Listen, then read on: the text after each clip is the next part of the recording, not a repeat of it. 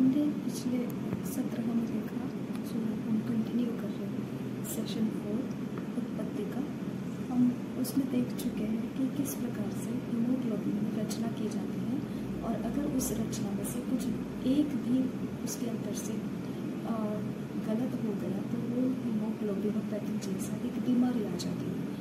ठीक है, तो इस प्रकार से हमको परमेश्वर किस प्रकार से अरेंज किया होगा, इतने सारे करोड़ों लोग हैं पृथ्वी के ऊपर, किस प्रकार से उसने हर एक इंसान के अंदर ये रचना को बनाए रखा होगा।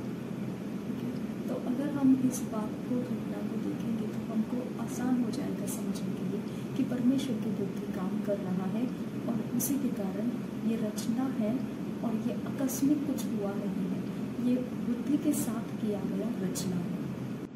अभी आपको भाषा के बारे में बताते हैं कि एक ऐसा प्रकार का सिमेंटिक्स नाम का एक ऐसा युक्ति है, योजना है, जो भाषा को समझने के लिए हमारे लिए दिया गया एक हथियार है, सिमेंटिक्स। ओके, तो एक पॉल रिवियर नाम का एक इंसान था जो एक कोड बनाया था। उसने एक कोड बनाया था, 1 if by land, 2 if by sea। ये इंग्लिश में उसने एक सेंटेंस बना के रखा था, लेकिन ये सेंटेंस उसी को पता है इसके पीछे उसने रहस्य क्या रखा था। ठीक है, तो इस प्रकार से अगर आप पढ़ोगे 1 if by land, 2 if by sea, तो आपको समझ में नहीं आएगा ये क्या कह रहा है। okay? लेकिन इसको बनाने वाला जो है वो जानता है कि इसको क्यों लिखा है और इसका पीछे रहस्य क्या है। ओके, तो ये सिमेंटिक्स है जो उस भाषा का अर्थ को ढूंढ निकालती है। वैसे अगर आप हीमोग्लोबिन में देखेंगे तो हर एक जो है कण उसके अंदर का एक रहस्य के साथ रखा हुआ है, उसके पीछे उसका एक रहस्य है। उसको हम सिर्फ नाम से जानते हैं, अमीनो एसिड, लेकिन इसके पीछे आपको रहस्य पड़ा हुआ है, आप उसको, उस कोड को समझ नहीं पाएंगे। पॉल रिवियर जो है ये ऐसा इंसान था जो ब्रिटिशर्स के आने की सूचना देता था। जब ब्रिटिशर्स अगर वो भूमि के ऊपर से अपनी सेना को लेकर आ रहे हैं तो नंबर 1 एक लैंप वो जलाया जाएगा। नंबर 1 मतलब लैंप एक ही लैंप जलाया जाएगा, एक ही दिया जलाया जाएगा। ओके, एक ही बत्ती जलाई जाएगी, और अगर वो पानी के ऊपर से आ रहे हैं तो वो 2 बत्ती जलाई जाएगी सिग्नल के रूप में। ओके, तो ये आइडिया था पॉल रिवियर का। इसके लिए उसने एक सेंटेंस में लिख के रखा था कि 1 if by land, 2 if by sea, यानी एक तब होगा जब भूमि के ऊपर से, और 2 तब होगा जब समंदर के ऊपर से। ये पढ़ने में साधारण लगता है, लेकिन इसके पीछे का राज, उसके पीछे का रहस्य क्या था? ये था कि अगर ब्रिटिश की सेना अगर भूमि के ऊपर से चढ़ाई कर रही है तो एक बत्ती जलाई जाएगी, अगर ब्रिटिशर्स की सेना समंदर के ऊपर से चढ़ाई कर रही है तो 2 बत्ती जलाई जाएगी। अब देखिए, ये भाषा का अर्थ निकालने वाला जो हथियार है उसे सिमेंटिक्स कहते हैं। अब ये भाषा एक प्रकार का कोड भाषा है। ओके, अगर ये भाषा ब्रिटिश के लोगों के अंदर कोई सुपर कंप्यूटर भी रहेगा तो भी इस भाषा के पीछे छुपा के रखा हुआ रहस्य सिर्फ पॉल रिवियर ही जानता है, क्योंकि उसने उसे बनाया है। ओके, एक सिग्नल देने के लिए कि ब्रिटिश कौन से रास्ते से आ रहे हैं। लेकिन अगर ये सेंटेंस को, इस वाक्य को, इस रचना रखा हुआ वाक्य को अगर ब्रिटिश के सुपर कंप्यूटर में डाला जाएगा तो भी उसको वो तोड़कर इसके पीछे का रहस्य क्या है ढूंढ नहीं सकते हैं। तो आपको समझ में आता है कि ये भाषा के अंदर भी कितने सारे ऐसे रहस्य छुपे हुए हैं जो अभी तक हमको पता नहीं है, लेकिन वो एक रहस्य के साथ ही सब कुछ रखा गया है। वैसे हर एक चीज पहले से उसकी रचना करने के बाद में हमारे सामने लाया गया है। ये ऐसे आकस्मिक नहीं आया है, इसके पहले किसी ने तो उसका रचना किया है। उस रचना का रहस्य, वो रचना रहस्य वो सिर्फ उसी को पता है जिसने उसको रचना किया है। हमको सिर्फ सामने क्या दिखता है उतना ही हमको पता है। तो हम कभी भी ऐसा नहीं बोल सकते हैं आकस्मिक कुछ तो हो गया, बस यहाँ वहाँ से मैंने ऐसे बीज को उठा लिया और पिरो दिए एक धागे के अंदर और ये एक डिज़ाइन बन गया, ऐसा नहीं बोल सकते हैं। हर एक हम जो करते हैं उसके पीछे एक प्रोग्राम लिखा गया है, वो प्रोग्राम के अनुसार ही हम कर रहे हैं। सिर्फ हमको उसके पीछे लिखा हुआ प्रोग्राम हम ढूंढ के ला नहीं सकते हैं। उस रहस्य की बात को जिसने उसको बनाया है सिर्फ उसी को पता है कि हम ये क्यों कर रहे हैं और ये कैसे इस रचना में उतर कर आ रहा है। तो सृष्टि के अंदर सब कुछ प्लान पूर्वक किया गया है, आकस्मिक कुछ भी घटना नहीं है। सब कुछ सृष्टि के अंदर परमेश्वर के बुद्धि की रचना है, परमेश्वर की बुद्धि दिखाई देती है और उसको ही पता है इसके पीछे का रहस्य क्या है। हम सिर्फ सामने दिखाई देता है उतना जानते हैं, परमेश्वर उसका रहस्य जानता है। अब हम देखेंगे जो रहस्य, जो भेद रहता है, ऐसे अगर कुछ अक्षर है तो उसको कोडिंग स्ट्रक्चर कहा जाता है। आप थंबनेल में उसको देख सकते हैं। कोडिंग स्ट्रक्चर के लिए कुछ एक अलग अलग प्रकार से हमें सिखाया जाता है। इसमें एक है सिंप्लेक्स अल्फ़ाबेट्स, यानी एक एक अक्षर को साधारण रीति से अलग अलग करके उसको सीखना। दूसरा है अगर आप कंप्यूटर चलाते हैं तो कंप्यूटर के अंदर अगर आपको 8 बिट्स आना है, लेकिन वो 8 बिट्स के बदले में 7 बिट्स आना है, अगर आपको 7 बिट्स के बदले में 8 बिट आ गया है तो ये जब आता है 8वां बिट अगर उसमें आ गया तो इसका मतलब हो जाता है कि इसने कुछ गलती को पकड़ लिया है। ओके, तो इसके लिए ये एक कोड स्ट्रक्चर रहता है जिसमें सिखाया जाता है। वो टॉपिक रहता है एरर डिटेक्टिंग कोड्स। वैसे अगर आपको 7 बिट्स आना मतलब नॉर्मल चल रहा है कंप्यूटर, ये मालूम पड़ता है। 8 बिट्स अगर आए तो आपको तुरंत पता लग जाता है कि ये गलती पकड़ लिया है, और उसके बाद अगर 11 बिट्स आ गए तो आपको क्या गलती है वो आपको पता चल जाता है। तो इस प्रकार से कोड लैंग्वेज को इस्तेमाल किया जाता है कंप्यूटर के अंदर के सिस्टम में। साधा सा जो अल्फ़ाबेट में लिखा जाता है उसको सादे अक्षरों में लिखा जाता है, उसे सिंप्लेक्स अल्फ़ाबेट्स कोड स्ट्रक्चर कहते हैं। दूसरा, अगर 7 बिट्स के बदले में 8 बिट्स आ गए तो उसको एरर यानी गलती पकड़ जाने वाला वो कोड कहते हैं। अगर 11 बिट्स आ गए तो उसको गलती और सुधार कैसे करना है वो सुधार वाला कोड वहाँ पर चलना शुरू हो जाता है। यानी 8 कोड आ गया, 8 बिट्स आ गए तो गलती पकड़ी जाती है, और 11 कोड्स आ गए तो गलती सुधार ली गई, ये कोड वहाँ पर काम कर जाता है। अब अगर ये कोड सिस्टम को देखा जाएगा तो आपको वहाँ पर हज़ारों ऐसे इंजीनियर मिलेंगे जो इस कोड को बना रहे होते हैं और उनको पता है ये कोड कैसे काम करता है, क्योंकि वही उस कोड को बना रहे होते हैं। उसके बाद एक ऐसे प्रकार के कोड भी आ जाते हैं जो अपने आप को सुधार करें, अपने आप के अंदर ही वो जल्दी से सुधार करके अपने काम को शुरू कर देते हैं। तो ये एक अलग प्रकार के कोड बनते हैं। तो आपने देखा कि कोड बनाने वाले भी रहते हैं और कोड बनाने वाले ही जानते हैं कि क्या उन्होंने इसके पीछे रहस्य लिख रखा है। कंप्यूटर चलाने वाला इसको नहीं जानता है, लेकिन उसके बारे में अभ्यास करने का लेवल्स अगर आपने अभ्यास करके रखा है तो आप समझ सकते हैं कंप्यूटर ऐसे ही नहीं चलता है, उसके पीछे कोड स्ट्रक्चर डाला गया रहता है, प्रोग्राम डाले गए रहते हैं, उस प्रोग्राम को बनाने वाले लोग रहते हैं और उस रहस्य को वो जानते हैं कि वो किस प्रकार की रहस्य की बातें उसके अंदर प्रोग्राम कर रहे हैं और उसका आउटपुट क्या आने वाला है, उसका सामने वाले को देखने को क्या मिलने वाला है, वो उस बारे में जानते हैं। आपने पिछले रिकॉर्डिंग में देखा रहेगा कि हमने एक काले और सफ़ेद रंग के मनी को किस प्रकार से धागे में डाला था और वो 347 ऐसे छोटी छोटी मनी थे और किस प्रकार से मैंने उसे पिरो दिया अपने आप से, वो किस प्रकार से रचना हो गई। ठीक है, अब हमने जो दूसरा बात किया था वो 574 ऐसे कण थे जो हीमोग्लोबिन के अंदर पड़े हुए हमको मिलते हैं। ओके, 574 ऐसे कण हैं, लेकिन उसके अंदर वो कण जो है वो 20 प्रकार के हैं। जो धागे में हमने पिरोए थे वो सिर्फ सफ़ेद और काले रंग के धागे के थे। सफ़ेद और काले रंग के मनी थे, लेकिन हीमोग्लोबिन के अंदर 20 प्रकार के एमिनो एसिड से जो कुल मिलाकर 574 एलिमेंट्स बनते हैं वो।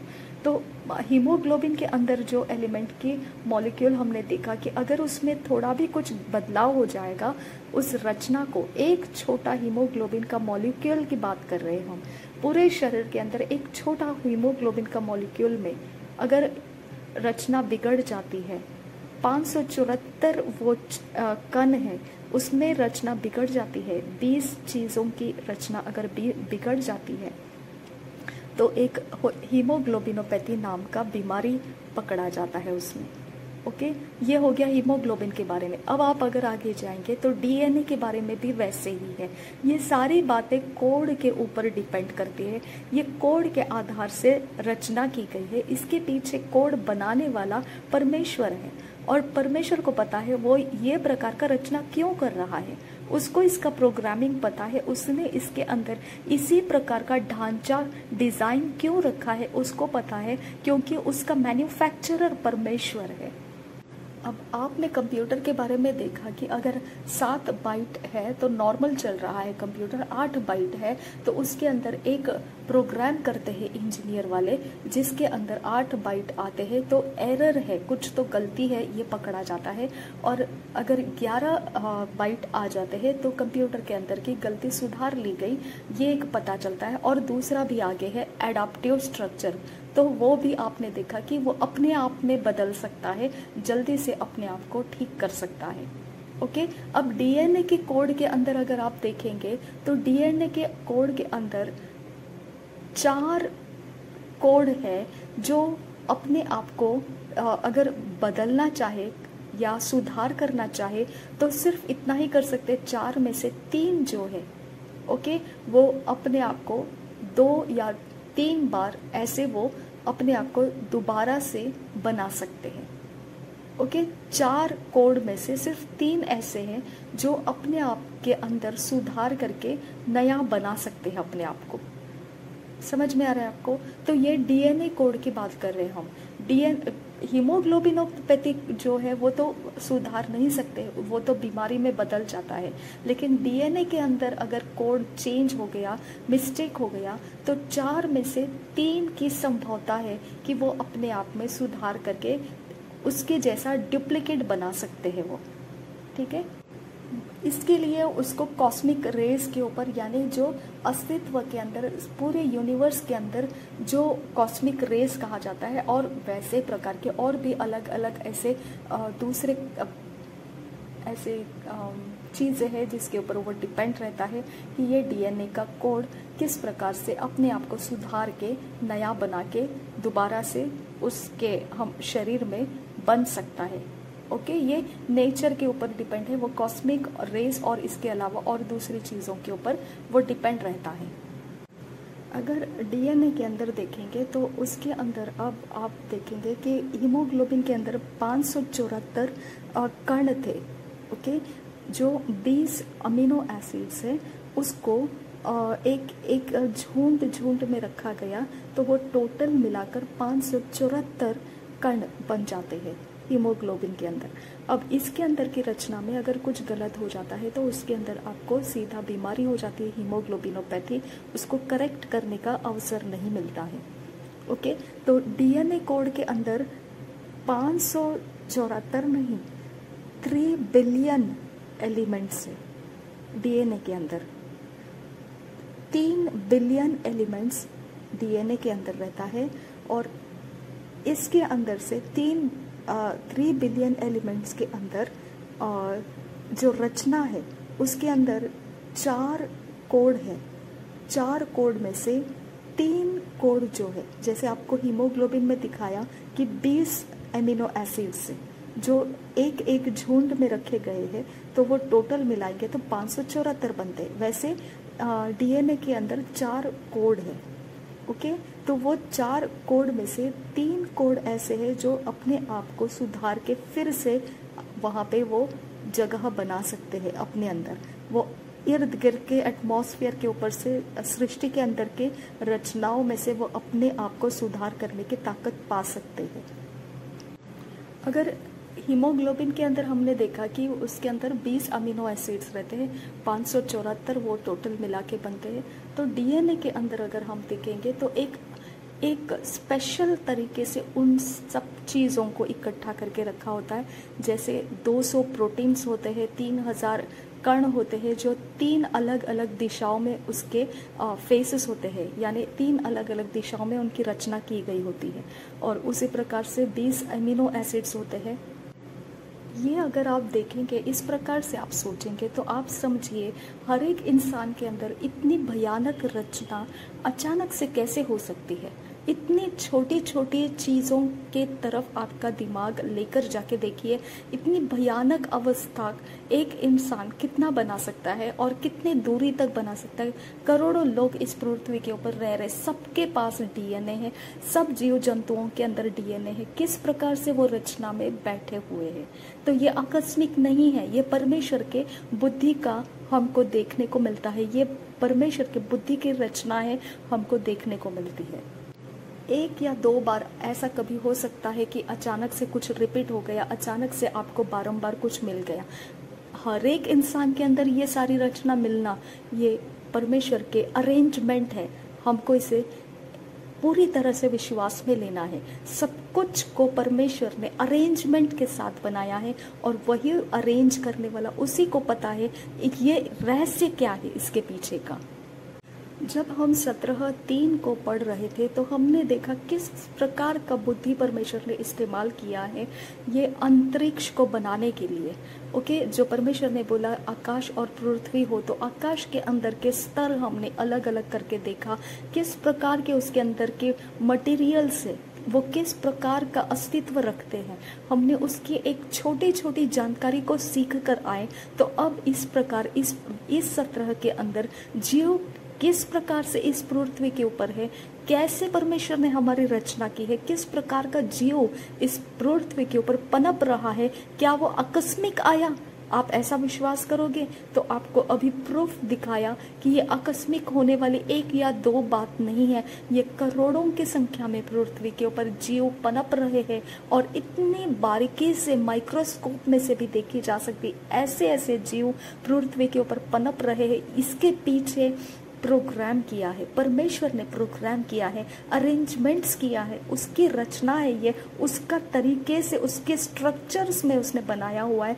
वही उसको जानता है उसने इस प्रकार से क्यों बनाया है। तो हमने सृष्टि के अंदर कुछ भी आकस्मिक नहीं हुआ है, इस बात को अपने विश्वास में ले लेना है। उस सृष्टि को बनाने वाला जानता है उसने इस प्रकार से क्यों किया है। हमारे पास उसका जवाब नहीं है, लेकिन उसके पास है क्योंकि उसने इसे रचना किया है। अब हम आगे देखने वाले जीव के बारे में, प्राण के बारे में, लाइफ के बारे में। अगर परमेश्वर के वचन में जो पहला अध्याय है उत्पत्ति का, उसका 1 से 3 वचन में आपने ग्रहण कर लिया, विश्वास कर लिया, तो बाकी सारी चीज़ों पर विश्वास करना आपको आसान हो जाएगा। हम पढ़ेंगे उत्पत्ति का पहला अध्याय का पहले वचन से, जो हम अभ्यास करते हुए आ चुके हैं। आदि में परमेश्वर ने आकाश और पृथ्वी की सृष्टि की। पृथ्वी बेडौल और सुनसान पड़ी थी और गहरे जल के ऊपर अंधियारा था तथा परमेश्वर का आत्मा जल के ऊपर मंडराता था। जब परमेश्वर ने कहा उजियाला हो, तो उजियाला हो गया। और परमेश्वर ने उजियाले को देखा कि अच्छा है, और परमेश्वर ने उजियाले को अंधियारे से अलग किया। और परमेश्वर ने उजियाले को दिन और अंधियारे को रात कहा, तथा सांझ हुई, फिर भोर हुआ। इस प्रकार पहला दिन हो गया। फिर परमेश्वर ने कहा, जल के बीच एक ऐसा अंतर हो कि जल 2 भाग हो जाए। तब परमेश्वर ने एक अंतर बनाकर उसके नीचे के जल और उसके ऊपर के जल को अलग अलग किया, और वैसा ही हो गया। और परमेश्वर ने उस अंतर को आकाश कहा, तथा सांझ हुई, फिर भोर हुआ। इस प्रकार दूसरा दिन हो गया। अब आपको यहाँ पर एक बात को गहराई से देखने को मिलता है। 5 वचन में लिखा है, इस प्रकार पहला दिन हो गया, और 8 वचन में लिखा है, इस प्रकार दूसरा दिन हो गया। और उजियाला जब हुआ था वहाँ पर परमेश्वर बोलता है कि अच्छा है, और परमेश्वर ने उजियाले को अंधियारे से अलग किया, और परमेश्वर ने उजियाले को दिन और अंधियारे को रात कहा, तथा सांझ हुई फिर भोर हुआ। इस प्रकार पहला दिन हो गया। इंग्लिश में अगर इसमें देखेंगे तो डे 1 ऐसा है, और दूसरा वचन जो 8 वचन है उसमें डे 2 नहीं है, सेकेंड डे है। ओके, तो इसमें भी फर्क पड़ता है। जो इंग्लिश में लिखा हुआ है वो डे 1 हो गया है, और 8 वचन में जो इंग्लिश में लिखा है वो सेकेंड डे लिखा है। तो यहाँ पर भी फर्क है, इसके बारे में हम बाद में बात करेंगे। हम आगे पढ़ेंगे 9 वचन से। फिर परमेश्वर ने कहा, आकाश के नीचे का जल एक स्थान में इकट्ठा हो जाए और सूखी भूमि दिखाई दे, और वैसा ही हो गया। परमेश्वर ने सूखी भूमि को पृथ्वी कहा, तथा जो जल इकट्ठा हुआ उसको उसने समुद्र कहा, और परमेश्वर ने देखा कि अच्छा है। फिर परमेश्वर ने कहा, पृथ्वी से हरी घास तथा बीज वाले छोटे छोटे पेड़ और फलदायी वृक्ष भी, जिनके बीज उन्हीं में एक एक की जाति के अनुसार है, पृथ्वी पर उगे, और वैसा ही हो गया। इस प्रकार पृथ्वी से हरी घास और छोटे छोटे पेड़, जिनमें अपनी अपनी जाति के अनुसार बीज होता है, और फलदायी वृक्ष, जिनके बीज एक एक की जाति के अनुसार उन्हीं में होते हैं, उगे। और परमेश्वर ने देखा कि अच्छा है, तथा सांझ हुई फिर भोर हुआ। इस प्रकार तीसरा दिन हो गया। अब हमारा जो लक्ष्य है वो 9 वचन से 13 वचन तक का हमारा लक्ष्य है। हम इसे और एक बार पढ़ेंगे। अगर हम वचन को पढ़ते हुए देखेंगे तो आपको क्या दिखाई देता है कि परमेश्वर ने जमीन भूमि के बारे में बात किया है, समंदर के बारे में बात किया है, और उसके बाद परमेश्वर ने जो बीज है, पेड़ पौधे हैं, उसके उगने की बात की है। यहाँ पर किस प्रकार से यह जीव उत्पन्न हो गया, पेड़ पौधे को जीव के रूप में अगर देखेंगे तो किस प्रकार से ये उगना शुरू हो गया, हमको यहाँ पर अचंभित हो जाता है ये देखकर। ठीक है, तो हम एक बार फिर से पढ़ेंगे उसको। 9 वचन से 13 वचन से तक हम पढ़ेंगे। फिर परमेश्वर ने कहा, आकाश के नीचे का जल एक स्थान में इकट्ठा हो जाए, और पृथ्वी और सूखी भूमि दिखाई दे, और वैसा ही हो गया। परमेश्वर ने सूखी भूमि को पृथ्वी कहा, तथा जो जल इकट्ठा हुआ उसको उसने समुद्र कहा, और परमेश्वर ने देखा कि अच्छा है। ठीक है, यहाँ तक हमने सीख लिया कि भूमि बनाई, सूखी भूमि और समंदर हुआ। ठीक है, अब 11 वचन देखिए, उसके ऊपर उसने डायरेक्ट वेजिटेशन कैसे स्टार्ट कर दिया। ओके, यहाँ पे लिखा है, फिर परमेश्वर ने कहा, पृथ्वी से हरी घास तथा बीज वाले छोटे छोटे पेड़ और फलदायी वृक्ष भी, जिनके बीज उन्हीं में एक एक की जाति के अनुसार है, पृथ्वी पर उगे, और वैसा ही हो गया। हालेलुया, अचंभित करने वाली बात है ये। ओके, हमको जो पता है वेजिटेशन के बारे में, फार्मिंग के बारे में, तो वो ये है कि वो बिना मॉइस्चर के, बिना पानी के, बिना सूरज के किरणों के, बिना हवा के उगता नहीं है। यहाँ पर परमेश्वर के शब्द के द्वारा उग गया है। कभी सोचा आपने इसके बारे में? यहाँ पे आगे देखिए 13 वचन, वैसा ही हो गया। 12 वचन, इस प्रकार पृथ्वी से हरी घास और छोटे छोटे पेड़, जिनमें अपनी अपनी जाति के अनुसार बीज होता है। कैसे? अपनी अपनी जाति के अनुसार। अब ये प्रोग्राम किसने बनाया? परमेश्वर ने बनाया। हमको एक जाति का एक बीज उसके फल के द्वारा मालूम पड़ता है। यहाँ परमेश्वर ने बोला और वैसा हो गया। आपको सूरज की जरूरत नहीं पड़ी, मनुष्य को ये पेड़ पौधों को ठीक करने की जरूरत नहीं पड़ी, कोई बारिश गिराने की जरूरत नहीं पड़ी। यहाँ पर सब कुछ परमेश्वर ने बोला और वैसा ही बिल्कुल उसी ढांचे में, उसी स्ट्रक्चर में उसके रहस्य इसके पीछे है कि उसने ऐसा क्यों किया। हमको सिर्फ विश्वास के द्वारा उसे ग्रहण करना है। हालेलुया। और देखिए आगे लिखा है, अपनी अपनी जाति के अनुसार बीज होता है और फलदायी वृक्ष जिनके बीज एक एक की जाति के अनुसार उन्हीं में होते हैं उगे। और परमेश्वर ने देखा कि अच्छा है, तथा सांझ हुई, फिर भोर हुआ, इस प्रकार तीसरा दिन हो गया। अब हमारे पास एक सीखने के लिए एक विषय आ जाता है, ठीक है। अब हम देखेंगे जो आप थंबनेल में देख रहे, लॉस ऑफ थर्मोडायनेमिक्स, ऊर्जा का नियम, ठीक है। अब पहला जो नियम है ऊर्जा का, वो किस प्रकार का है देखिए। अगर हमको कोई बचाव के उपाय करना है, ठीक है, तो उसका पहला नियम बचाव के नियम के लिए है। बचाव यानी जो सृष्टि है उसके बचाव के नियम बताए गए हैं। वो पहला जो उसका नियम है वो ये है कि जो चीजें होती है, पदार्थ होते हैं, ओके, और ऊर्जा होती है। पदार्थ और ऊर्जा को न तो बनाया जा सकता है और न ही नष्ट किया जा सकता है, ठीक है। ये उसका पहला नियम है। पदार्थ को बनाया नहीं जा सकता है और ना ही उसको नष्ट किया जा सकता है। ये ऊर्जा का, ओके, ऊष्म गति का पहला नियम है। अगर इंग्लिश में इसको देखेंगे आप, थंबनेल में देखिए, लॉज ऑफ थर्मोडायनेमिक्स, इसमें जो फर्स्ट लॉ दिया है कंजर्वेशन। कंजर्वेशन का मतलब है, अब कंजर्वेशन हम किसके बारे में देख रहे हैं, यानी थर्मोडायनेमिक यानी ऊर्जा के बारे में देख रहे हैं। तो हम ऊर्जा के बारे में संरक्षण नियम पढ़ रहे हैं। कंजर्वेशन मतलब संरक्षण, बचाव, ओके, बचाव के उपाय कंजर्वेशन का मतलब है। अगर हम ऊर्जा के बारे में देख रहे हैं तो ऊर्जा के बचाव के नियम क्या है, उसमें पहला नियम हमने देखा कि जो पदार्थ है और ऊर्जा है उसको सृष्टि नहीं किया जा सकता है और ना ही उसको नाश किया जा सकता है, ओके। तो आप इसको कुछ नहीं कर सकते, उसको बचाने की प्रक्रिया करने की ज़रूरत नहीं है, क्योंकि ना ही वो सृष्टि होता है और ना ही वो नाश होता है। वो जैसा है वैसे ही पड़ा रहता है, ओके। अब हम देखेंगे उत्पत्ति के अंदर 2 अध्याय के 2 और 3 वचन को।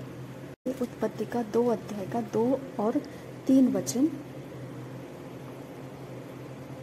और परमेश्वर ने अपना काम जिसे वह करता था 7वें दिन समाप्त किया, और उसने अपने किए हुए सारे काम से 7वें दिन विश्राम किया। 3 वचन। और परमेश्वर ने 7वें दिन को आशीष दी और पवित्र ठहराया, क्योंकि उसने सृष्टि की रचना के अपने सारे काम से विश्राम किया, ओके। यहाँ पर अब परमेश्वर ने पदार्थ बना के खत्म कर दिया। यहाँ पर ऊर्जा इस्तेमाल नहीं होने वाली है। अब यहाँ पर कोई काम नहीं होने वाला है। अब यहाँ पर सब कुछ विश्रांति में चलने वाला है। सब कुछ बना के तैयार हो चुका है, ठीक है। और एक बार देखेंगे 2 वचन। और परमेश्वर ने अपना काम जिसे वह करता था, ये सृष्टि बना रहा था उसके बारे में बोल रहा है। और परमेश्वर ने अपना काम जिसे वह करता था 7वें दिन समाप्त किया, और उसने अपने किए हुए सारे काम से 7वें दिन विश्राम किया। और परमेश्वर ने 7वें दिन को आशीष दी और पवित्र ठहराया, क्योंकि उसने सृष्टि की रचना के अपने सारे काम से विश्राम लिया। अब आपको क्या लगता है, उस समय जो बनाया गया है उसके अंदर जो पदार्थ है और उसके अंदर बनाया गया जो ऊर्जा है वो अभी तक जैसे कि तैसे ही पड़ी हुई है। उसमें कुछ भी बचाकर रखने की या बढ़ाना या घटाना संभव नहीं है। ये हम हमारे अभ्यास क्रम में जो हम स्कूल कॉलेजेस में पढ़ते हैं वहाँ से हमने इसको सीख लिया है, ठीक है। उत्पत्ति में भी ये बता रहा है कि परमेश्वर ने विश्राम किया। तो अब क्या ये सृष्टि के अंदर जो पदार्थ बने हैं, जो ऊर्जा के द्वारा सब कुछ बन रहा है, ये सब कुछ जैसे के वैसे ही उसी लेवल में रुक गया है क्या? सवाल है अभी। ओके, तो हम दूसरा वचन देखेंगे इब्रानी के 4 अध्याय के 3 और 4 वचन में। इब्रानी के 4 अध्याय के 3 और 4 वचन में, इब्रानी का 4 अध्याय का 3 से 4 वचन। परंतु हम जिन्होंने विश्वास किया है उस विश्राम में प्रवेश करते हैं, जैसा उसने कहा, मैंने अपने क्रोध में शपथ खाई कि वे मेरे विश्राम में प्रवेश करने न पाएंगे। यद्यपि जगत की उत्पत्ति के समय से उसके काम पूरे हो चुके थे, क्योंकि 7वें दिन के विषय में उसने कहीं यों कहा है, परमेश्वर ने 7वें दिन अपने सब कामों को निपटा करके विश्राम लिया। हालेलुया। देखिए, परमेश्वर उसी विश्राम के बारे में जब हम इब्रानियों के पत्र में ये लिखने वाला भी वर्णन कर रहा है। ये वर्णन क्या है? अब आपको यहाँ पर सवाल उठ सकता है, क्या 6 दिन को काम करने के बाद जो पदार्थ और जो ऊर्जा तैयार की गई है वो वहीं के वहीं रुक गई है? उसके अंदर ना कोई घटी हुई है और ना कोई बढ़ोतरी हुई है? क्योंकि हम जो बचाव का जो नियम है, ओके, ऊर्जा बचाव का जो नियम है, उसके अंदर हम इसी को देखते हैं। और ये बताता है पदार्थ और जो ऊर्जा है उसको ना बनाया जा सकता है और ना घटाया जा सकता है। हमको ये स्कूल कॉलेजेस में यही सिखाया गया है। ओके, हमने उत्पत्ति में देखा 2 अध्याय के 2 और 3 वचन में कि परमेश्वर ने अपना काम खत्म करके विश्राम किया है। तो क्या वो ऊर्जा और पदार्थ वहीं के वहीं रह गए? उसमें कोई बढ़ोतरी नहीं हुई, ना घटी हुई है? क्या ऐसा ही है? ओके, और इब्रानी के 4 अध्याय के 3 और 4 वचन में भी इसकी बात हो रही है। क्या परमेश्वर ने विश्राम किया? उस विश्राम के बारे में परमेश्वर बात कर रहा है क्या, जो 6 दिन काम करके उसने विश्राम किया था? ओके, उसी तरह से नहम्याह का 9 और 6 वचन में देखेंगे। नहम्याह का 9 अध्याय का 6 वचन यहाँ लिखा है, तू ही अकेला यहोवा है, स्वर्ग वरन सब से ऊंचे स्वर्ग और उसके सब गण और पृथ्वी और जो कुछ उसमें है और समुद्र और जो कुछ उसमें है, सबों को तू ही ने बनाया और सबों की रक्षा। अब देखिए, रक्षा की बात कर रहा है वचन। और हम स्कूल और कॉलेजेस में क्या पढ़े हैं? रक्षा के नियम पढ़े हैं, सुरक्षा के नियम। ओके, क्योंकि ये लॉस ऑफ थर्मोडायनेमिक्स है, तो इसके लिए हम कौन से पहला नियम देख रहे हैं? ऊर्जा के रक्षा का नियम देख रहे हैं। ऊर्जा के रक्षा का नियम में हमने पहला जो नियम है उसमें क्या देखा है कि पदार्थ और ऊर्जा ना ही बिगाड़ी जा सकती है, नाश की जा सकती है, और ना ही उसका कोई सृष्टि किया जा सकता है। तो परमेश्वर ने विश्राम किया उस दिन से, क्या ऊर्जा और पदार्थ वैसे के वैसे पड़े हैं? ओके, और यहाँ पे नहम्याह बता रहा है उसकी रक्षा तो परमेश्वर कर रहा है। ओके, नियम नहीं कर रहा है, उसकी रक्षा परमेश्वर कर रहा है, और स्वर्ग की समस्त सेना तुझी को दंडवत करती है। और एक बार देखिए इसको, ये 9 अध्याय का 6 वचन है नहम्याह का, तू ही अकेला यहोवा है, स्वर्ग वरन सबसे ऊंचे स्वर्ग और उसके सब गण और पृथ्वी और जो कुछ उसमें है और समुद्र और जो कुछ उसमें है, सबों को तू ही ने बनाया और सबों की रक्षा तू ही करता है, और स्वर्ग की समस्त सेना तुझी को दंडवत करती है। अब यहाँ पर ऊर्जा और पदार्थ का जो नियम हमने सीखा है वो नियम काम नहीं करेगा, क्योंकि यहाँ पर परमेश्वर का अपना तरीका है सब कुछ को संभालने का। हालेलुया। उसकी तरीके के अंदर ये नहम्याह वचन बता रहा है कि तूने तो सब कुछ बनाया है, लेकिन हम उसकी रक्षा नहीं कर रहे हैं, हमारे नियम उसकी रक्षा नहीं कर रहे हैं, उन सब कुछ का रक्षा तू ही कर रहा है। हालेलुया। तो हम देखेंगे इसके बारे में चक मिसलर आगे क्या सिखा रहे हैं। तो चक मिसलर बता रहे हैं बिल्कुल सही है, क्योंकि परमेश्वर का वचन कहता है वैसा ही जिस प्रकार से हमारे पास ये बातें आ चुकी है कि उत्पत्ति का 2 अध्याय 2 से 3 वचन, उसने विश्राम किया उस दिन से ना ही पदार्थ में कुछ बदल सकता है और ना ही कुछ उसके ऊर्जा में घटनी हो सकती है, घटी हो सकती है।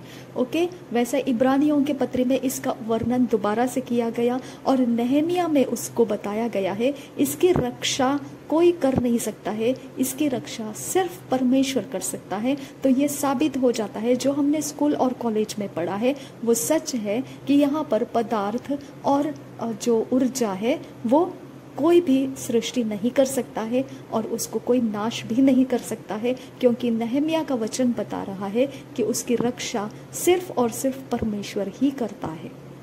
ओके, तो पहला लॉ जो है, पहला नियम जो है रक्षा का, ऊर्जा के रक्षा का, उष्म गति का रक्षा का जो पहला नियम है वो स्कूल कॉलेज में जो हमने पढ़ा वो उत्पत्ति के 2 अध्याय के 2 और 3 वचन में, इब्रानियों के 4 अध्याय के 3 और 4 वचन में और नहमिया के 9 अध्याय के 6 वचन में हमने उसका प्रूफ देखा कि ये लॉ, ये फर्स्ट लॉ, ये पहला नियम सही है। अब हम जाएंगे दूसरे नियम को देखेंगे।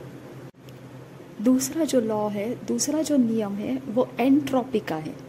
ओके, एंट्रोपी का मतलब आप कुछ भी करते हो उसके अंदर आप घटी को प्राप्त करते हुए ही आपका काम होता है। ओके, अगर आप पदार्थ और उसकी जो ऊर्जा है आप इस्तेमाल कर रहे हो तो कुछ बनाने के लिए जब आप उठते हो, तैयारी कर रहे हो, तो वो बनाने की प्रक्रिया में आप चीज़ों की घटी होते हुए भी प्राप्त करते हो। ये सेकेंड लॉ है, ये दूसरा नियम है जो लॉज ऑफ थर्मोडायनामिक हम देख रहे हैं, उष्मा गति का नियम हम जो देख रहे हैं उसमें हमने अभ्यास क्रम में जो स्कूल और कॉलेजेस में पढ़ा, ये सेकेंड लॉ वही है, एंट्रोपी।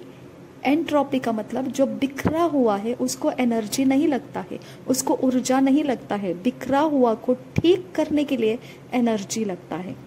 ओके, अब जब बिखरा हुआ है तो एनर्जी वैसा ही पड़ा रहेगा, उसको कुछ करने की ज़रूरत नहीं, लेकिन उसको ठीक से रचना में डालने जाते हो तब आपका पदार्थ में भी घटी हो सकती है और आपके ऊर्जा में भी घटी हो जाती है। तो दूसरा लॉ हमको ये बताता है कि कोई भी प्रक्रिया कीजिए वो एक घटी के साथ ही आपको लेकर जाएगा।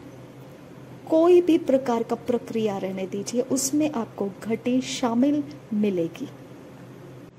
अब इस बात को हम देखेंगे भजन संहिता के 103, 25, 26 वचन में। भजन संहिता 103 के 25 और 26 वचन।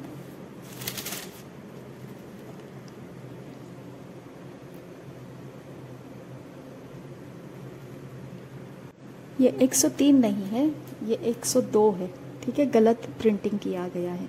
तो भजन संहिता के 102 के 25 और 26 वचन में देखिए, आदि में तूने पृथ्वी की नींव डाली और आकाश तेरे हाथों का बनाया हुआ है। वह तो नष्ट होगा परंतु तू बना रहेगा, और वह सब कपड़े के समान पुराना हो जाएगा, तो उसको वस्त्र के समान बदलेगा और वह बदल जाएगा। और एक बार देखिए, इसमें घटी की बात की हुई है, ठीक है। अब जो पहला नियम हमने देखा, उस पहले नियम के अंदर ये बात हुई है, जो परमेश्वर ने सृष्टि किया है उसके अंदर कोई घटी नहीं हो सकती है और ना ही उसको कोई सृष्टि किया जा सकता है। तो वो फर्स्ट एंड फाइनल हो चुका है, उसके ऊपर कोई और प्रक्रिया करके उसके बारे में कुछ नहीं कर सकता है। ओके, अब ये बात यहाँ दूसरी जो है, जो बिखरा पड़ा हुआ है उसको ठीक से संवारने की बात हो रही है। ओके, जो बनाया गया उसके बारे में तो पहला लॉ हम देखते हैं, लेकिन जो बिखरा पड़ा है उसको ठीक रचना में डालते समय अब यहाँ पर कुछ टूट फूट होने वाला है, यहाँ पर कुछ घटने वाला है। ओके, और इसी के बारे में परमेश्वर का वचन बोलता है कि हाँ, सच बात है कि यहाँ पर वो घटने वाला है, वो टूट सकता है, वो समय के अनुसार वो खत्म हो जाएगा और उसको निकाल दिया जा सकता है। इसी बात को हम यशायाह के 51 के 6 वचन में देखेंगे। यशायाह की भविष्यवाणी 51 के 6 वचन में देखेंगे। आकाश की ओर अपनी आंखें उठाओ और पृथ्वी को निहारो, क्योंकि आकाश धुएं के समान लोप हो जाएगा, पृथ्वी कपड़े के समान पुरानी हो जाएगी और उसके रहने वाले यों ही जाते रहेंगे, परंतु जो उद्धार मैं करूंगा वह सर्वदा ठहरेगा और मेरे धर्म का अंत न होगा। यहाँ पर आपको चीज़ों को, पदार्थों को, उसकी ताकत को खत्म होते हुए यहाँ दूसरा लॉ बता रहा है। जब आप उसको रचना करने के लिए जाओगे तो नुकसान होगा ही होगा। ठीक है, तो यहाँ पे परमेश्वर का वचन भी बता रहा है हमको, ये 6 वचन बता रहा है कि चीजें और उसकी ऊर्जा के साथ खत्म होने की बात वो कर रहा है। वो बता रहा है आकाश की ओर अपनी आंखें उठाओ और पृथ्वी को निहारो, क्योंकि आकाश धुएं के समान लोप हो जाएगा, पृथ्वी कपड़े के समान पुरानी हो जाएगी और उसके रहने वाले यों ही जाते रहेंगे, परंतु जो उद्धार मैं करूंगा वह सर्वदा ठहरेगा और मेरे धर्म का अंत न होगा। ओके, तो परमेश्वर का सृष्टि खत्म हो सकता है, परमेश्वर भी इसके बारे में गारंटी देता है। ओके, तो हम जो सीखे हैं उसके अंदर हम इस बात को ग्रहण कर सकते हैं, जो कुछ भी प्रक्रिया के नीचे जाएगा वो खत्म होता जाएगा। मत्ती रचित सुसमाचार का 24 अध्याय का 35 वचन देखिए क्या है। मत्ती रचित सुसमाचार 24 अध्याय का 35 वचन, आकाश और पृथ्वी टल जाएंगे परंतु मेरी बातें कभी न टलेगी। आकाश और पृथ्वी टल जाएंगे परंतु मेरी बातें कभी न टलेगी। ये उसकी सृष्टि के बारे में बता रहा है, क्योंकि उसकी सृष्टि उसने ऐसे ही बनाई है। ओके, और उसके बाद उसने विश्राम किया है।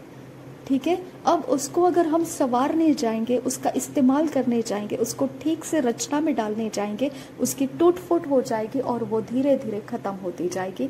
ये पवित्र वचन भी हमको बताता है।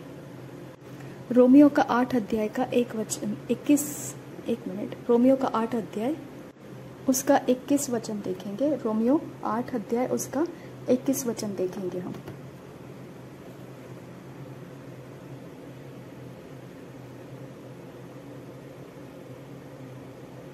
कि सृष्टि भी आप ही विनाश के दासत्व से छुटकारा पाकर परमेश्वर के संतानों की महिमा को स्वतंत्रता प्राप्त करेगी।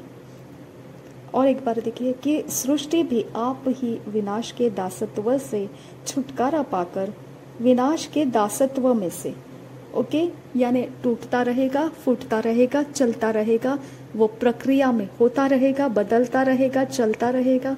हालेलुया। तो परमेश्वर ने तो विश्राम कर लिया है, लेकिन सृष्टि की चीजें अदलती बदलती हुई जाते जाते एक समय आ जाएगा कि वो विनाश के दासत्व से छुटकारा पाकर परमेश्वर की संतानों की महिमा की स्वतंत्रता प्राप्त करेगी।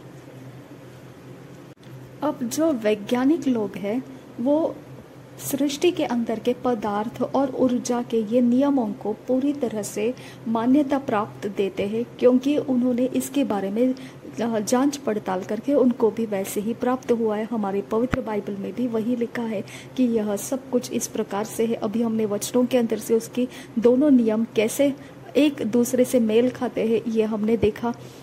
लेकिन एक ऐसा क्षेत्र है सृष्टि के अंदर जिसके बारे में वैज्ञानिक लोग इस बात को छोड़ देते हैं, जो हम इस नियम को अभी पढ़ चुके हैं। एक ऐसा क्षेत्र है सृष्टि के अंदर, ये क्षेत्र जो है जो बायोलॉजी कहा जाता है।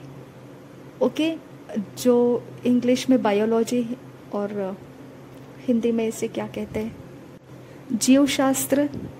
ओके, शायद से बायोलॉजी। ओके, तो ये एक जीवशास्त्र ऐसा है जिसके अंदर ये लॉज ऑफ थर्मोडायनेमिक का सेकेंड लॉ काम नहीं करता है। ओके, यहाँ पे ये थर्मोडायनेमिक्स का लॉ वैज्ञानिक लोग छोड़ देते हैं और इस जगह में ये लॉ वो बात नहीं करते हैं, इस लॉ की बात नहीं करते हैं।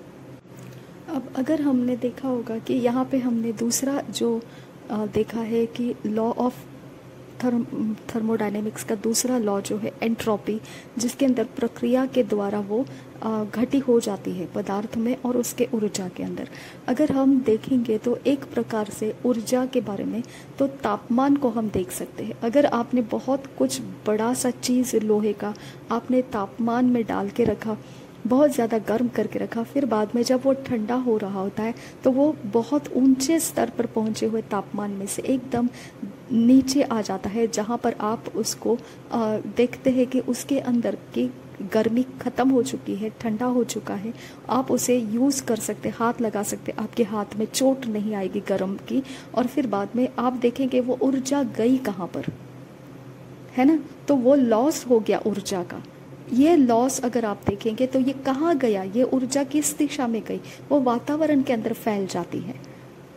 ओके, ये वातावरण के अंदर ऊर्जा जो फैली है इसका इस्तेमाल नहीं कर सकते हैं हम, ठीक है। इसका हम जैसा सोलार इक्विपमेंट बनाते हैं कि जो सूरज से गर्मी आती है वो किसी के ऊपर पड़ती है तो वहाँ पर वो स्टोर हो जाती है। सूरज ढल जाता है लेकिन वो गर्मी उसके अंदर ठहरी हुई है तो हम उसको इस्तेमाल कर पाते हैं। ओके, तो आप ये ऊर्जा को इस्तेमाल नहीं कर पाते हैं जो सृष्टि के अंदर खो जाती है। ओके, वो सृष्टि के अंदर एक समानता में मिल जाती है।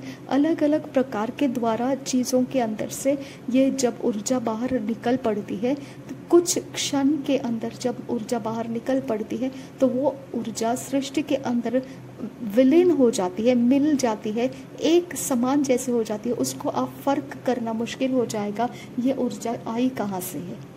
इसके लिए उसका इस्तेमाल नहीं किया जा सकता है दोबारा, वो वेस्ट हो जाता है। अब विज्ञानों के बारे में देखेंगे तो वो बोलते हैं कि जो एंट्रोपी है उस नियम को हम साबित नहीं कर पा रहे हैं, इसके लिए हम उसके आधार से कुछ बात नहीं करेंगे। जीव शास्त्र के अंदर एंट्रोपी ये नियम जो सेकेंड लॉ है, जो दूसरा नियम है थर्मोडायनेमिक्स का, वो उनको साबित करना मुश्किल हो जाता है। इसके लिए जीव शास्त्र के अंदर ये लॉ है, ये बात वैज्ञानिक लोग बात नहीं करते हैं। अब अगर आपने भी देखा तो परमेश्वर ने भी जो वचन संहिता के 102, 25, 26 वचन में आपने देखा, उसके आगे के और भी वचनों में आपने देखा कि ये सच बात है कि जो थर्मोडायनेमिक्स का दूसरा नियम है एंट्रोपी का, जो बिखरा हुआ है उसको अगर ठीक करने जाओगे तो आपका नुकसान होता जाएगा और नाश हो जाएगा, ठीक है। तो ये बात के बारे में अगर आप देखेंगे तो ये आपको सच बात है कि यहाँ पे परमेश्वर ने सब कुछ सृष्टि के अंदर का पदार्थ और उसकी ऊर्जा को तो रक्षा करके रखा है, लेकिन उसके अंत को भी उसने बनाए रखा है कि अब वो बिगड़ता हुआ जाएगा, समय के अनुसार वो लुप्त हो जाएगा, खत्म हो जाएगा। ओके, तो ये अगर एक प्रकार से देखा जाएगा तो नश्वर चीज़ें हम इसे बोल सकते हैं, नाशवंत चीज़ें हैं ये। ओके, तो इसको नाशवंत के साथ बांध के रखा हुआ है, बंधन में डाल के रखा हुआ है। जो भी सृष्टि किया है वो नश्वर चीज़ें हैं और वो नाश के लिए बांध कर रखी गई है, नाश के लिए उसको ठहरा के रखा गया है। तो थर्मोडायनेमिक्स का जो पहला नियम है वो तो बताता है कि पदार्थ और ऊर्जा को ना बनाया जा सकता है और ना नाश किया जाता है, लेकिन यहाँ पर परमेश्वर का वचन क्या बता रहा है, दूसरे नियम के अनुसार वो नाश किया जा सकता है और वो नश्वर चीज़ें हैं, नश्वर बातें हैं और उसको नाश के साथ बंधन में डाल के रखा गया है। वो अपने समय के बाद वो नष्ट किया जाने वाला है। तो हमको ये लॉ ऑफ थर्मोडायनेमिक्स का मतलब क्या बनता है, ऊर्जा की रखवाली करने का नियम। तो ऊर्जा की रखवाली करने के दो नियम हमने देखे, जिसमें हमने पहला नियम देखा जिसमें बोला गया पदार्थ और ऊर्जा को ना ही बनाया जा सकता है और ना ही डिस्ट्रॉय किया जा सकता है, नाश किया जा सकता है। दूसरा नियम हमको बताता है अगर तुम पदार्थ और ऊर्जा को दोबारा से कोई प्रक्रिया में डालोगे तो उसके अंदर घटी होती जाएगी। अगर आप देखोगे तो दोनों नियम एक दूसरे के विपरीत है और दोनों वचनों को आपने देखा कि परमेश्वर बोलता है कि सच बात है कि जब मैंने विश्राम किया तब पदार्थ और ऊर्जा जैसे के वैसे ही पड़े रहे। उसको मैं अगर बनाऊंगा तो ही वो बनेंगे, मैं अगर घटाऊंगा तो ही वो घटेंगे। लेकिन दूसरा जो नियम है उसमें हमने वचनों को देखा, तो सच बात है वहाँ पर भी परमेश्वर का वचन यही कहता है कि अगर तुम उसको रचना करने जाओगे तो वो घटता जाएगा। वो सच में घटता गया, क्योंकि हमने उत्पत्ति के दूसरे वचन में देखा, पहले अध्याय के दूसरे वचन में देखा कि पृथ्वी सारी बिगड़ी हुई हालातों में थी, परमेश्वर ने उसकी रचना करना शुरू किया, तो निश्चित है कि अब वो घटने का भी उसके ऊपर बंधन लग चुका है। ठीक है, तो हम उसकी रक्षा कितने समय तक कर सकते हैं? पदार्थ और ऊर्जा की रक्षा कितने समय तक कर सकते हैं? हमारे द्वारा वो रक्षा नहीं की जाती है, लेकिन हम उसको सिर्फ सीख सकते हैं कि कुछ प्रक्रिया करने के बाद चीजें घट सकती है और उसकी ऊर्जा भी, उसकी ताकत भी खत्म हो सकती है और एक समय उसको पूरा नाश होना है। ये बात को हम सिर्फ सीख सकते हैं, लेकिन उनकी आयु को परमेश्वर ही निर्धारित करता है। ओके, तो हमने स्कूलों में, कॉलेजों में पढ़ा, वो वचन के अंदर भी हमने उसको देखा और उसके अनुसार वो नियम सही है। तो सब कुछ को एक अंत दिया गया है परमेश्वर के द्वारा। एक उदाहरण के तौर पर मैं आपको कुछ बताना चाहता हूँ। चक मिसलर बताते हैं कि उन्होंने अपने साथ एक एक्सपेरिमेंट करने के लिए, एक प्रक्रिया करने के लिए, देखने के लिए एक जार लेकर आए, उसके अंदर मक्खन है। ठीक है, अब वो मक्खन ऐसा है कि उसको पूरी तरह से पैक करके रखा है, उसको सील बंद टाइट करके रखा है, हवा बंद है वो, और कांच के बर्तन में है। अगर आप इसको पिक्चर में देख रहे होंगे तो आपको दिखाई देगा कि ये बर्तन कांच का है, तो उसके अंदर ऊर्जा प्रवेश कर सकती है, क्योंकि जो सूरज की रोशनी है, किरणें हैं, ये आर पार उसके अंदर जा रही है, तो इसके अंदर रखी हुई चीज को ऊर्जा मिल रही है। ठीक है, तो इसके अंदर क्या चीज है? मक्खन है, और मक्खन को ऊर्जा मिल रही है, चीज भी है और ऊर्जा भी है। अब जीव शास्त्र के अंदर अगर हम देखेंगे तो एक बात हमको सिखाई जाती है स्कूलों में, कॉलेजेस में हमने सीखा होगा इसे, कि अगर पदार्थ है और ऊर्जा है तो आप उसके अंदर जीव प्राप्त कर सकते हैं, आपको उसके अंदर जीव प्राप्त मिलेंगे, जीव बना हुआ मिलेगा। ठीक है, आपको समझ में आना चाहिए कि जीव आपको मिलेगा, ये जीव शास्त्र अपने तरीके से बोल रहा है। वो बोल रहा है अगर पदार्थ है और ऊर्जा है, अगर दोनों है तो उसके बाद इसके अंदर आपको जीव मिलना चाहिए, ये आपको सिखाया गया है। तो जब चक मिसलर बोलते हैं मैंने इस बर्तन को खोला, इस बोतल को खोला, उसके सील को तोड़ा, उसके बाद मैंने इसके अंदर जाकर देखा तो इसके अंदर मुझे कहीं पर भी पदार्थ के अलावा कोई और जीव इसके अंदर दिखाई नहीं दिया।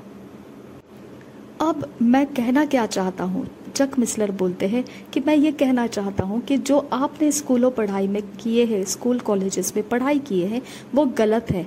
वहाँ पर लिखा है पदार्थ और ऊर्जा मिलने के बाद में वो एक जीव को उत्पन्न करते हैं।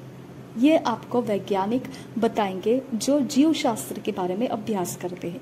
लेकिन देखिए इसके अंदर जीव नहीं है। जब मैंने इस बोतल को तोड़ा, इसके सील को तोड़ा, तो इसके अंदर जीव नहीं उत्पन्न हुआ है। और ख़ास तरीके से जब आप ऐसी बोतलों को सील बंद हुआ बोतल को लेकर आते हैं घर में और इसके अंदर आपको कोई पराया जीव उसके अंदर पनपते हुए नहीं दिखता है, तो निश्चित है कि आपको खुशी होती है कि ये चीज़ बिल्कुल अच्छी और बहुत ही खूब तरीके से पैकिंग करके रखी गई है। तो आपकी मनोकामना यही है कि इसके अंदर कोई पराया जीव प्राप्त ना हो, है ना। इसीलिए तो वो हवा बंद करके रखे जाते हैं डिब्बे, क्योंकि उसके अंदर दूसरे कोई जीव पनपने नहीं चाहिए।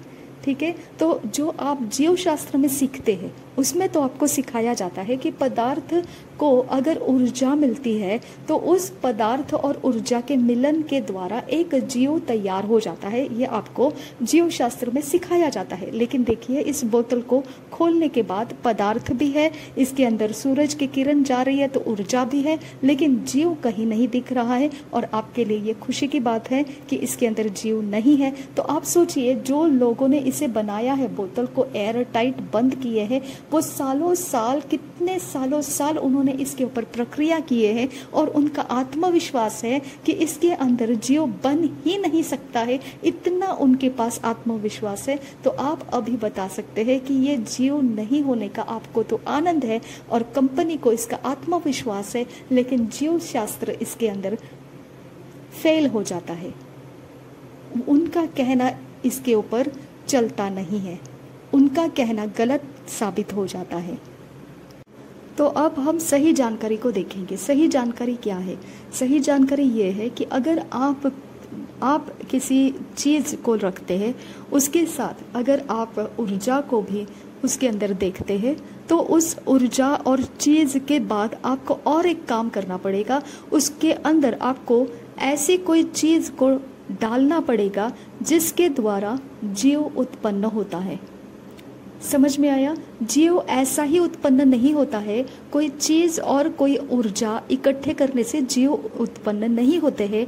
जीव उत्पन्न होने की परिस्थिति कभी होती है जब एक पदार्थ है, उसको ऊर्जा मिलती है और उस पदार्थ और ऊर्जा का उपयोग करने वाला वस्तु उसके अंदर डालना पड़ता है। ओके, तभी जाकर उसके अंदर वो जीव पदार्थ और ऊर्जा का इस्तेमाल करता है और पनपने लगता है।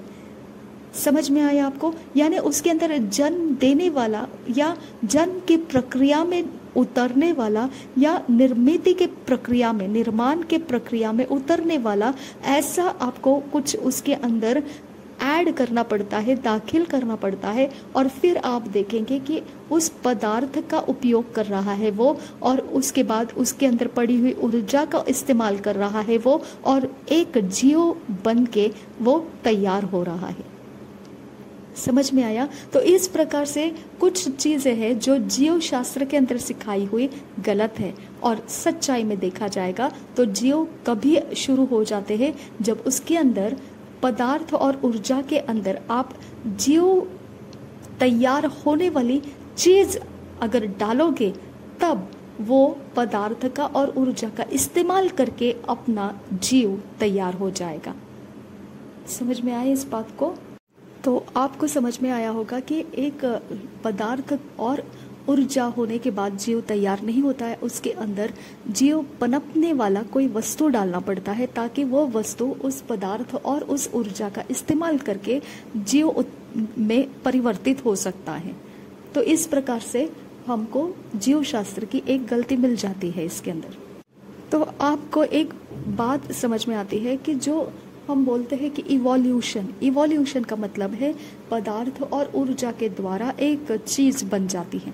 तो इवोल्यूशन के ऊपर ये जो चीज़ें बनाने वाले लोग हैं, जो खाने के पदार्थ बनाते हैं, उसको एक हवाबंद डिब्बे में बंद करके रखते हैं। ये लोगों को गारंटी है कि ये ऐसा संभव नहीं होता है कि उसके अंदर कोई प्रकार का जीव बन जाए, ऐसा संभव नहीं है। वो पूरे तरह से इसके बारे में गारंटी देते हैं कि ये असंभव है कि इस बोतल के अंदर, इस प्रकार के बोतल के अंदर ऊर्जा होने के कारण या फिर अपना चीज़ें होने के कारण कोई एक जीव उत्पन्न होगा, ये असंभव है। इसके अंदर उनको पूरी गारंटी है इसके बारे में। तो जीव शास्त्र के अंदर जो ये सिखाया जाता है कि किसी जीव का उत्पन्न होना किसी चीज़ के अंदर, ये सिखाया जाता है।